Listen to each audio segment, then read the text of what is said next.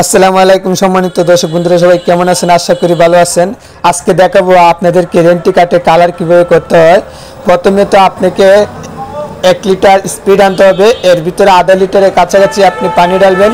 পানি ডালার পর একটু গুবি মাটি দিবেন, গুবি মাটি দেওয়ার পর মেহগুনি কালার দিবেন। মেহগুনি দেওয়ার পর আপনি চাম্পা রং দিবেন, চাম্পা বা সিঁদুর কালার। এই দুটো কালার দিয়ে আপনি একটা ব্রাশ নিয়ে সুন্দর করে ঘষে মিক্সচার করতে হবে। কালারটা মিক্সচার করার পর অল্প কিছুক্ষণের ভিতরে কালারটা পরিবর্তন হয়ে যাবে। দেখবেন অল্প কালারে সুন্দর একটি কালার আসবে, প্রায় লাল হয়ে যাবে কালারটি। এরপর আপনি আঁচড় দিবেন কীভাবে, এটা প্রথম অবস্থায় দেখানো হচ্ছে আঁচড় কীভাবে দিতে হয়। তাই দেখুন ব্রাশ দিয়ে ঘষাঘষি করা হচ্ছে, একটু পরে কালারটা লাল হয়ে যাবে। এই যে দেখুন এখন কাঠের উপর নিয়ে বার্নিশ করা হবে। আপনারা অবশ্যই দেখুন।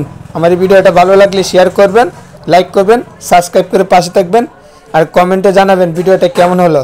কীভাবে কালার দিয়ে আপনারা আঁচড় দিবেন, কি রং করতে হয়, কি রং লাগে। আজকে ভিডিওটি আপনাদের জন্য। শুরু করা যাক। এখন আমি ভিডিওটা দেখাবো আপনাদের কালার কীভাবে করতে হয়। দেখুন, মাইনুল ডিজাইনার 99 ইউটিউব চ্যানেলে সবাইকে স্বাগতম।